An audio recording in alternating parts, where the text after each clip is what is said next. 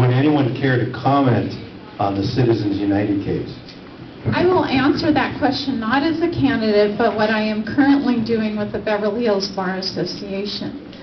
I am chair of the Resolutions Committee for the Beverly Hills Bar Association. What that is basically individual bar associations propose changes in legislation to Sacramento.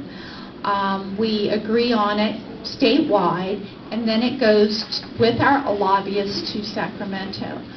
One of the resolutions that, as the chair, I have to put forward for the Bar Association specifically deals with Citizens United.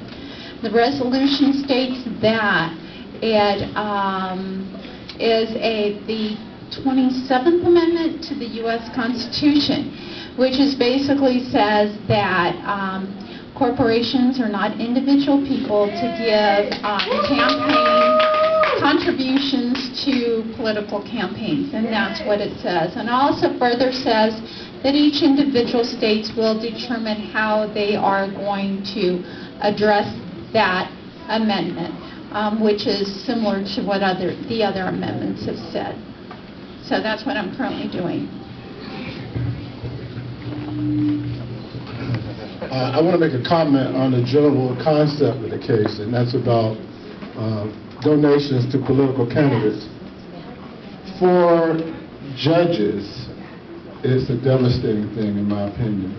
You know, our race, I think there's going to be close to $1 million spent for this judicial race, which is really ridiculous. See, people mostly complain about the judge elections is, I don't know who's running. You know, we never have enough information. The only information they get is advertisements that come a week before the election, which is paid for. So the person who's got the most money that can buy the advertisement is the only names that get before the voting public. That's how we elect our judges. That's very unfortunate. I would like to see the Department of Elections Register Recorder send out a statement and background on all the candidates that are running for the judges. But unfortunately, it's a money thing for them too, because they charge like $99,000 to send out a candidate statement. So I think something definitely has to be done. I just want to answer the question, the general question about money. And money is a serious issue in this Canada. I agree with CMAC, and I'm sure Elizabeth feels the same way. One of our opponents has pledged to about $500,000 and has raised a lot of money through a certain community to support him. I mean, that's his right. Guess what the campaign limits are for this race? Anyone want to guess? No. Zero. If you want to give me $10 million, you can give me $10 million. There are no campaign limits for judges. We all have to file statements. I filed my statements, and I saw everybody else's statements. I have not accepted any money from any attorneys that might appear before me at all. I pledged my own money. I'm not a rich man. I've used my entire life savings and taken out a second mortgage on my house, $250,000. That's what I intend to spend, unfortunately, on this race. And it's a sickening thing, and I've lost a lot of sleep over it, but this is how strongly I feel about it. So money is a factor. And so, anyway, it's a factor, and it's unfortunate. Money in politics is really a troubling thing. Citizens United is the law of the land. I don't anticipate they're going to be coming to the LA Superior Court for judgment on it, given that the Supreme Court's now ruled. So just speaking on a matter of public policy, I think the extremely troubling aspect in the decision is the undue influence that the corporations are going to have based on this ruling.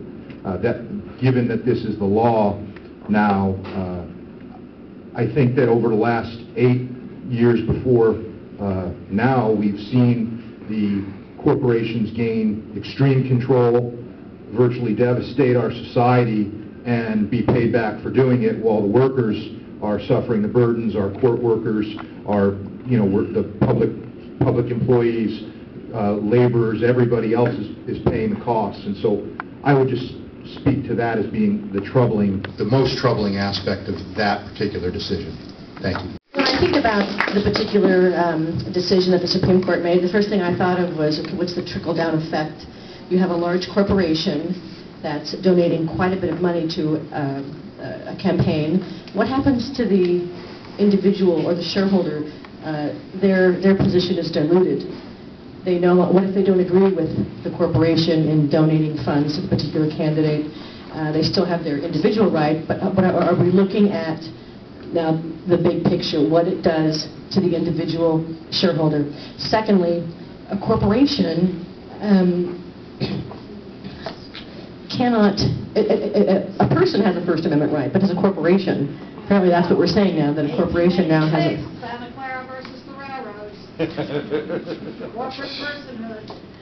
True.